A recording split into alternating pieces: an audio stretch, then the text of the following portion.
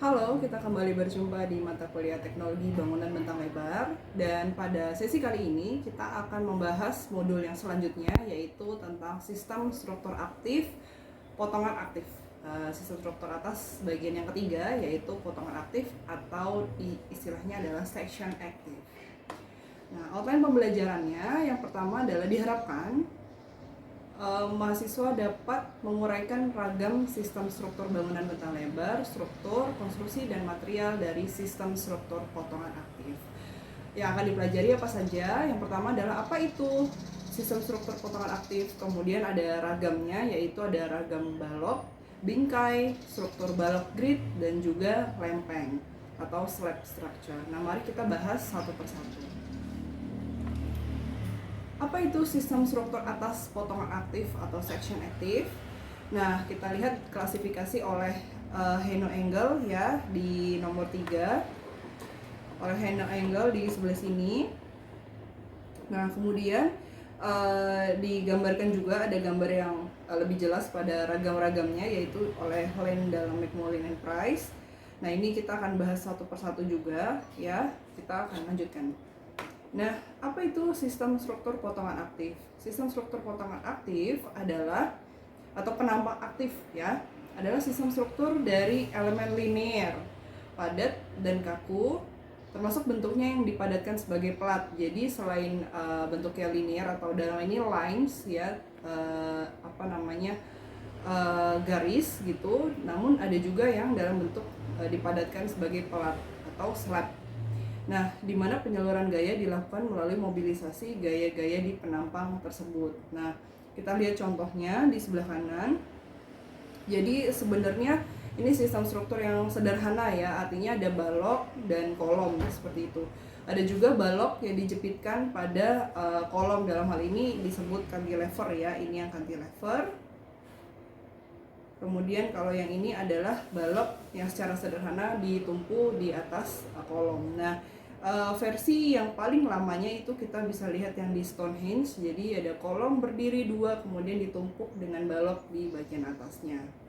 Nah, kemudian yang sistem cantilever juga yang jadulnya gitu, itu adalah seperti ini, ada sebuah dinding bearing wall yang kemudian diberikan balok ya, dijepitkan di atas di dalam sistem shear wall-nya atau dinding penopang beban ini, kemudian dikasih beban di bagian salah satu ujung dari balok tersebut. Nah, itu adalah contoh sederhana dari sistem struktur potongan aktif. Nah, sistem struktur potongan aktif ini memiliki fitur utamanya adalah sectional profile and bulk continuity. Nah, sectional profile itu nanti bisa terlihat dari materialnya, contohnya pada penggunaan baja ya. Nah, jadi kita bisa lihat sectional juga terjadi atau potongannya terjadi seperti ini, yang mana seperti ini nantinya akan terlihat pada sectional profile itu pada saat dia menjadi potongan seperti ini ya. Jadi ini kan kita sepakati pada saat di awal ini adalah unit profile ya, kita sebutnya dia disebut unit profile dari struktur. Nah, maka satu kesatuan inilah yang menjadi sectional profile-nya seperti itu. Nah, kemudian yang disebut dengan bulk continuity adalah artinya beban yang besar itu dapat diteruskan di sepanjang sectional profile ini. Jadi seluruh penopang ini selain dia memang secara materialnya itu bulk atau besar, tetapi juga secara struktural profile atau unit struktur profilnya itu juga menopang beban yang besar ya. Jadi di sini adalah di bagian potongannya dia memiliki sectional profile yang seperti ini, kemudian dan bulk continuity-nya dia juga memang di sepanjang dari profil struktur.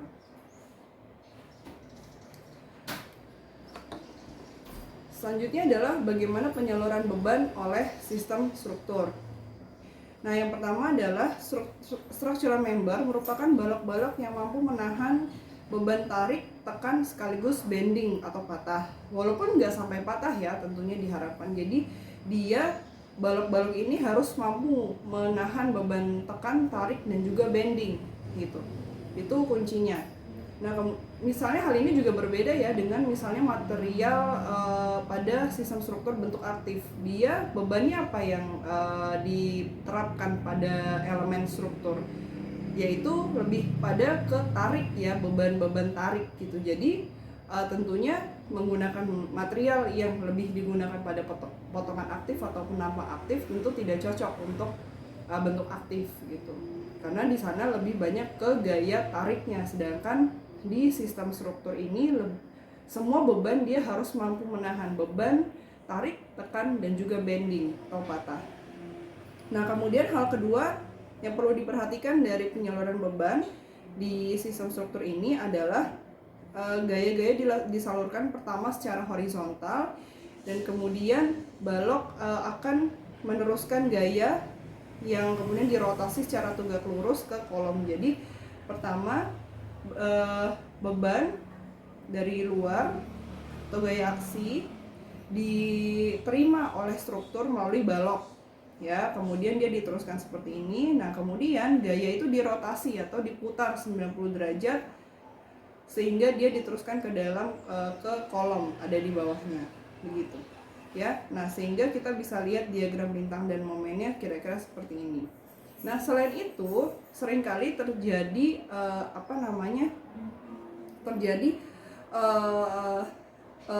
kekakuan yang kadang-kadang masih belum kaku. Makanya ada di dalam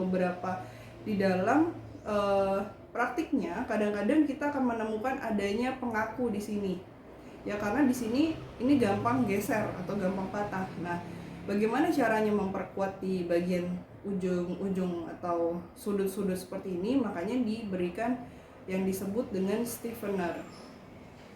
Stiffener dapat berupa bidang yang dia full, bisa juga berupa dia balok saja yang seperti ini. Ya, kita kalau lihat di rangka atap misalnya kan ada semacam balok yang seperti ini. Nah, ini adalah fungsinya adalah untuk pengaku atau stiffener.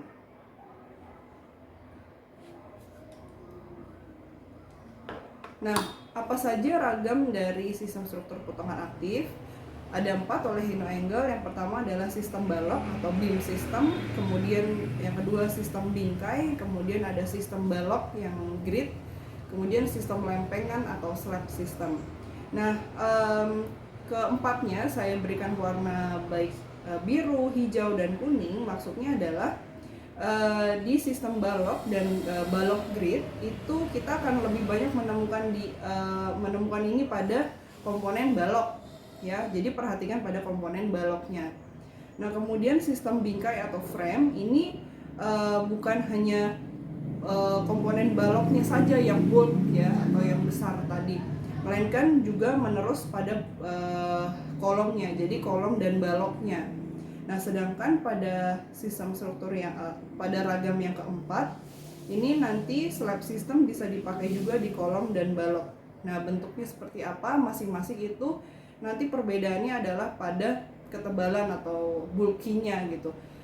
Biasanya kalau slab itu nanti bulknya lebih atau tinggi baloknya atau besar dari kolomnya itu bisa lebih kecil, namun dia akan seperti waffle gitu ya, lebih banyak gitu karena dikurangin ya kompensasinya yang besar, dikurangi jadi kecil-kecil tapi lebih banyak jumlahnya.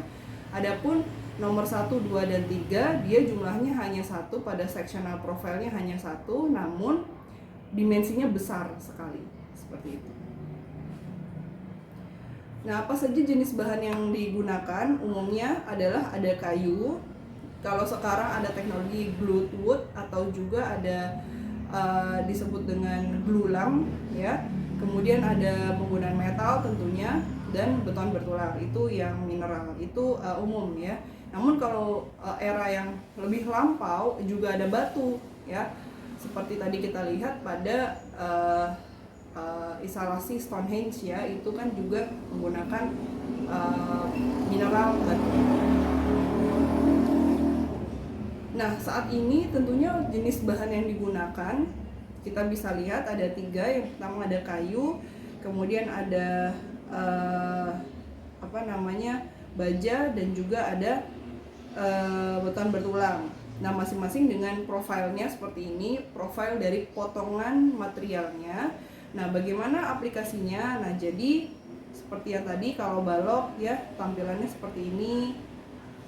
Kita bisa lihat ya, jadi ketebalannya atau tinggi dari tinggi dari dimensi tinggi materialnya juga tentunya lebih panjang. Nah, itu konsekuensinya kan nanti pasti ke ruangnya apakah jadi lebih pendek begitu ya.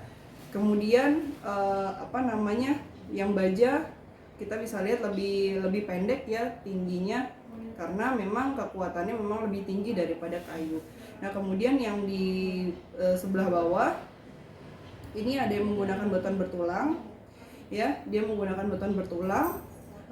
Kita bisa lihat juga ketinggiannya relatif tinggi ya, profil dari materialnya. Karena apa? Karena dia membutuhkan bentang yang lebih panjang gitu, jadi tentu saja bulkinya juga lebih besar. Nah, seperti yang tadi saya sampaikan juga ada yang disebut dengan stiffener, itu seperti ini ya, ada profil yang seperti ini.